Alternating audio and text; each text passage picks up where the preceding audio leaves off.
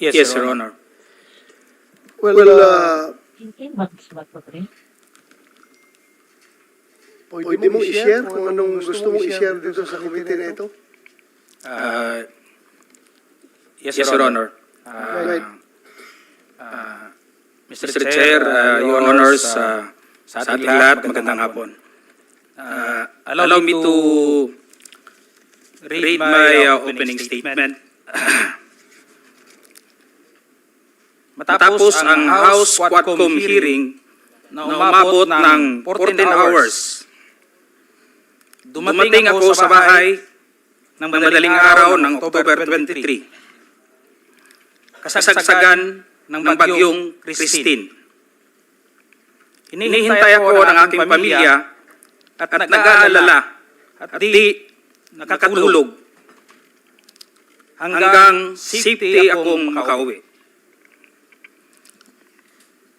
Dala-dala ko ang masamang karanasan at hinanakit sa pangyayari, pero di ko agad nasabi sa aking asawa. Hanggang lumipas ang ilang araw, napansin niyang matamlay at di ako mapakali. Di ko matiis na di ko sabihin sa kanya, kahit alam kong apektado siya at may nervyos pag ang pag-usapan ay tungkol sa trabaho ko. With great courage, I confided everything to her. Kahit ito ay malaking problema, and it will affect us, and it will change on our normal and simple life. My career for almost 30 years of service, our personal and family safety and security, and maybe I will be condemned or be ostracized. My wife hugged me and started to cry and asked me why. I told her patagal na tayong nagsusumikap and we have to be strong and survive together. Mauna ni ang panahon nga magpakabanata means makialam. Lisod, magiging witness, rata, o maging innocent bystander. Maangol gyapon ta, o maging casualty tayo. Ipasabot na ko sa iya. I have to explain to her. Kailangan na ay barog sa kamaturan. There must be someone to rise up to the occasion. I told her that I have the moral obligation and a call of duty to uphold as police officer. In the eyes of God and in the soul of man, I have to say this, even God was betrayed 3 times. But this time, I have to say this, I don't want to betray our beloved country, our fellow Filipinos, and to God Almighty. I don't want to discredit the men and women of the Philippine National Police, the institution where I belong. I don't want to destroy my beloved alma mater, the Philippine National Police Academy, who molded me with moral values to speak for the truth that I owe, and it's time to give it back the honor and respect. Your Honor, allow me to read my affidavit. Right. Sige. David, Yes, Your Honor. also submit a copy to us. Yes, Your Honor. Mahaba po yan? Ilang pages pa yan? Saglit na, Your Honor. Go ahead. Allow me to read Your Honor's my affidavit. I, Police Colonel Hector U. Bijaldo, third level officer, recently assigned a personal holding administrative unit, Kamkrami, Quezon City. After duly sworn to, under oath and in accordance with law, to hereby depose and states that I have been dedicated to public service for almost 30 years. And since I took my oath as cadet on June 1, 1995.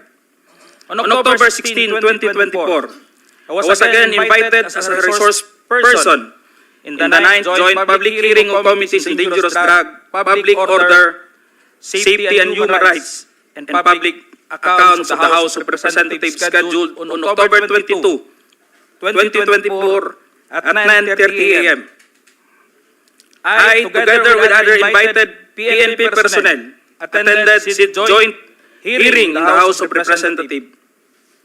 After I answered questions related to extrajudicial killings and the reward system, I was approached by a security personnel while I was seated in one of the witnesses during the hearing. The said person told me that I was summoned by Congressman Dan Fernandez. I went out of the room with the security personnel. When we were outside, they told me to go to the left corridor and proceed straight to the end room. While walking, I saw a witness. I saw other witnesses who were standing in the corridor, including my classmate, Major Portalesa, and Captain Anova, who was wearing PNP uniform, and the latter acknowledged me by saluting. When I entered the room, I saw two lawyers of Police Colonel Garma standing inside the room. One of the lawyers approached me and then asked me what we are going to talk about. I said, I do not know. After a while, Kong Dan Fernandez entered the room and he asked me to sit beside him on his right side. And then Kong Abante entered the room, sat far end of the chair on the right. One of the lawyers of Police Karma stood near at my back. Kong Dan Fernandez put the paper he was holding on the table and told me, ito ang sasabihin mong statement na ito. While pointing on the paragraph on the paper, ito ang supplemental affidavit ni Colonel Garma. Sabihin mo, alam mo ang reward system. I-confirm mo lang. Kong Dan told me to read the said affidavit. However, I asked the copy of affidavit he was showing to me to read it. He did not give it to me. The lawyer of Police Colonel Garma said, ikaw lang ang pwedeng magsabi niyan, sabi ni Colonel Garma. I was puzzled and I asked myself, why me? I respectfully told him that I cannot confirm. They are saying, as I have not read the affidavit. We went silent for a while. And then Kong Dan Fernandez said, while holding the affidavit, saan ka pwede? Dito, noong 1999, about DDS, alam mo to, pulis ka na sa Davao nito. I politely told him that I was not still with the PNP because I was working with the Bureau of Jail Management and Penology in 1999 that time. After some time, Kong Abante asked me how many years do still I have with the PNP. I answered, I still have 4 years before my retirement. Then he made a remark, pwede ka pang maging general. I humbly responded to him, masaya na ako sa ranggo ko, sir. Pagkatapos nito, sir, uuwi na lang ako. At magtatanim na lang ako ng kamote sa amin. The cordial conversation between us continued. And I felt that they wanted me to convince me to do what they wanted me to do. Then Kong Abante asked me where I serve as a chief of police. To which I answered, Mandaluyong City Police Station, sir. Kong Abante then persuaded me by saying, ikaw naman, Colonel, ganito na lang. Alangan namang walang insidente o pangyayari sa panahon na yun. I answered, and I served as a COP in Mandaluyong during the COVID-19 pandemic. And there were less crime committed. And we did not receive any reward from anyone. I added that we only receive funds, additional MOA or support fund from the Peace and Order Fund of the LGU. I then respectfully told Kong Dan Fernandez that anybody can debunk my statement if I confirm the testimony of Colonel Garma about the DDS in 1999, since I was not a member of PNP at the time. And I have no personal knowledge as to the reward system. Additionally, I said, the work of the policemen are noble and requires great sacrifice, even without the reward or award. It is our moral obligation and a call of duty to serve our country and people. Then Kong Dan asked me, si Colonel Garma, anong masabi mo sa kanya sa Barayuga? I politely told him I cannot comment on the case. When I respectfully answered him, Sir, mahirap yan. Kasama kami sa nag-iimbestiga at hindi ko alam kung anong kinalaman niya at may investigasyon din sa amin, baka ma-incriminate ako, sir. After the discussion, they did not give me a copy of the second affidavit of Police Colonel Garma. I felt that I disappointed them. Kong Dan Fernandez and Kong Abante left the room, while I and the two lawyers of Police Colonel Garma stayed in the room for a while. I presume that they are about to present the second affidavit of Police Colonel Garma. I asked the two lawyers of Police Colonel Garma why they have chosen me. They did not answer me and just stared at me. And that I went back to the hearing room. When I went back to the hearing room, I immediately called the attention of Police Colonel Lito Patay, who were sitting behind the witness table. We proceeded at the back of the lobby area when they suspended the hearing. I confided and discussed to him what happened in the room with Kong Dan Fernandez and Kong Abante and the two lawyers of Police Colonel Garma. That's all, Mr. Chair. Thank you, Colonel Grijaldo. What motivated you to speak before this committee?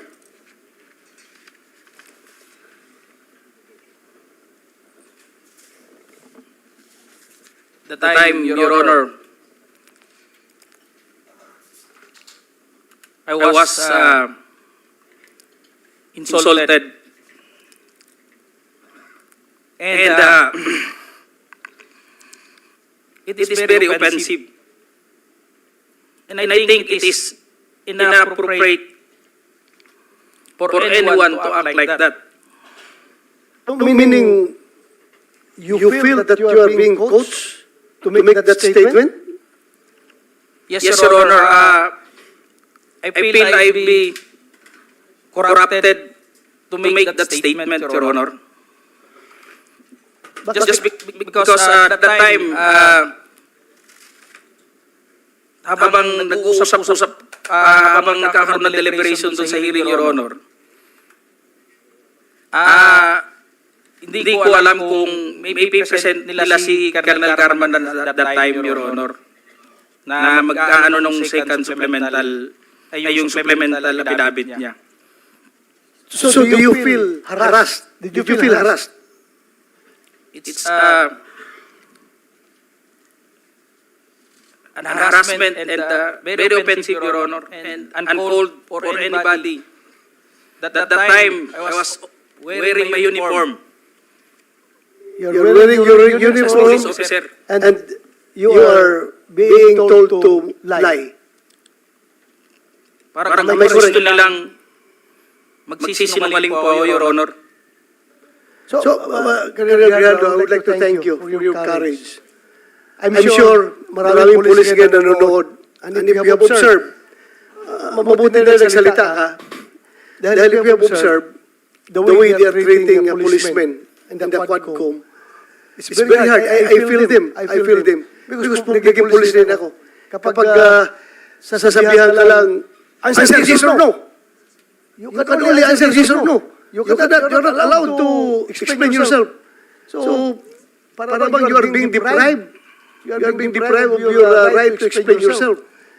Kaya lalo na kapag ikaw itinuturuan na itong sasabihin mo, itong paragraph sasabihin mo, o dito, pwede ka ba dito?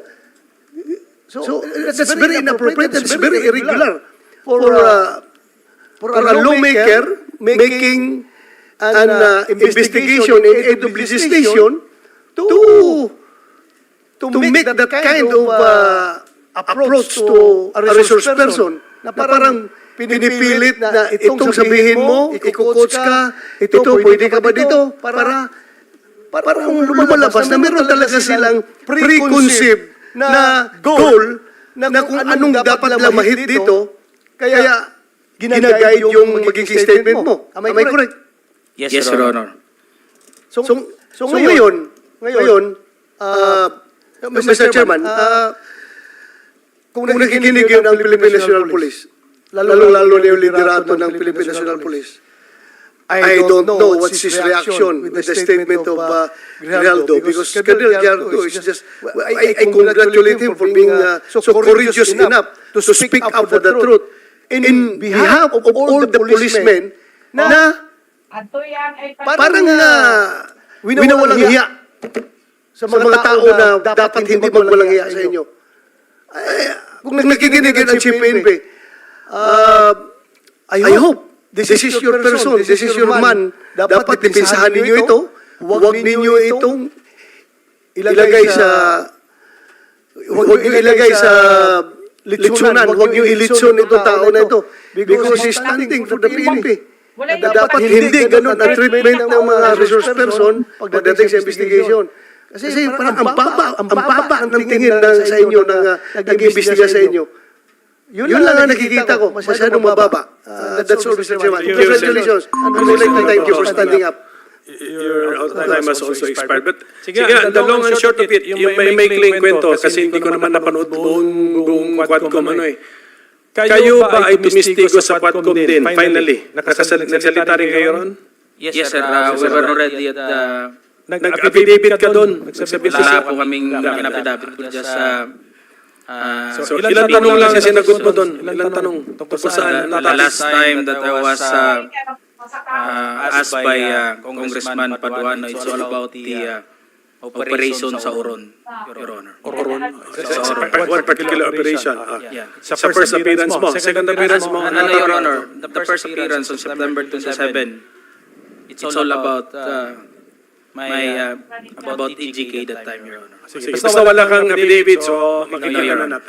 Okay, so my colleagues, no, the President is getting tired. So kung meron tayong questions for the address to the former President, tanungin na lang natin. Sir, okay ka lang, sir? Sir, I'm good until 4 o'clock. Yeah, I know. 5 na. Totoo, sir. 4 a.m. Hindi ako napapatawa.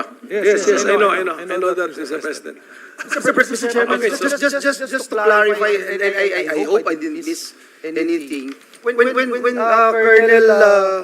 Grijaldo made mention about him being asked to lie and being asked to be influenced by a legislator, he is by himself, Mr. President. There's no one in the room who can Witness, sino daw naka-witness ng exchange na yun? anyone, sir? Present the time, the two lawyers of Colonel Garma. They were on the right side of back at that time, Your Honor, because it was discussed at the table in this place, and it was shown to them also. It can be seen by the two lawyers, because we are only five in the room, Your Honor.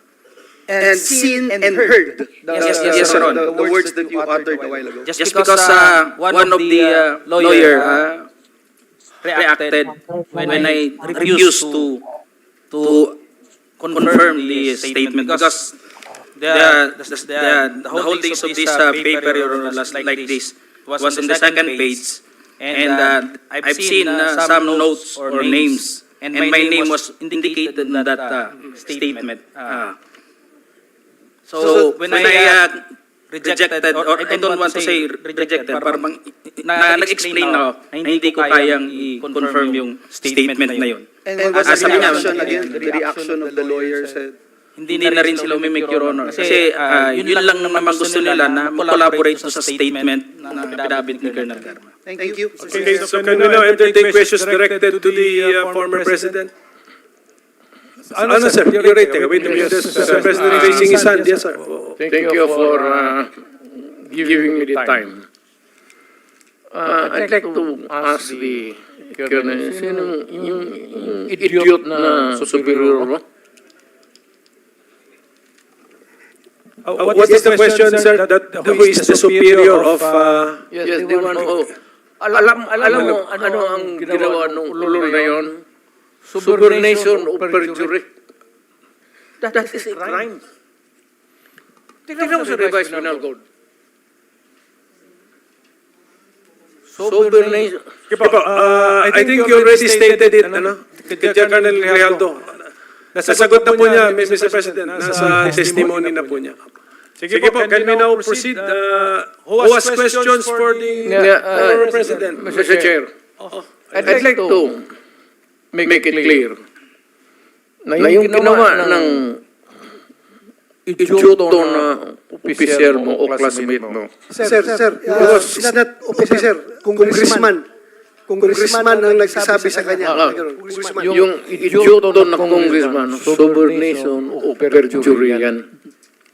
He was suggesting, the mere suggestion of what he wants you to do is already a crime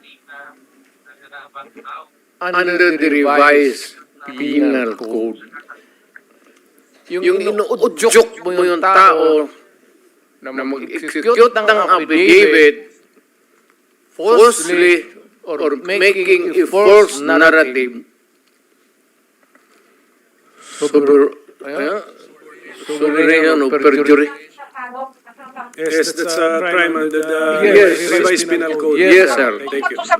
Sige, sir, because we are operating under time constraints. So, sabi ko kanina, hanggang 3 o'clock lang tayo. But sige, Gusto ko lang habulin yung classmate mo. Ayong congressman. Parang papailan ko ng kaso. Total, hindi ko na kailangan yung affidavit mo. Your narrative here is under oath. Hindi ko na kailangan yung affidavit mo. All I have to do is to take out your statement, the basis of filing a case of... our transcript of records will be available to anyone who will request, Mr. President. Okay, Mr. Secretary. Transcript natin available to everyone. Okay, so anybody? Your Honor. Senator Risa? Can we? Your Honor. What is it about, ma'am? About subordination of perjury. We all know about the theory I about just wanted to say na ganun din po ang ginawa nila sa subordination of perjury. Sige po. Thank you. Thank you. Senator Risa Ontiveros is recognized. Salamat kayo, Mr. Chair. So, bago po magsimula, gusto ko lang pong ipaalala sa ating lahat na seryosong usapin ito. At tiwala ako sa Chair ng Subcom na seryoso tayo dito. At hindi ko po na-appreciate ang napaka-casual na mga sagot ni dating Presidente tungkol sa patayan. At tumatawa at pumapalakpak pa ang ilang kasama dito sa session hall. So siguro, pigilan na natin yung nakasanayan natin na normalize at gawing katatawanan ng patayan. Sir, sabi niyo, when you are confronted by a criminal, you must overcome the resistance. Ibig po ba sabihin na lahat ng na-EJK may baril? Kasi kung gano'n, nasan na po kaya yung mga baril?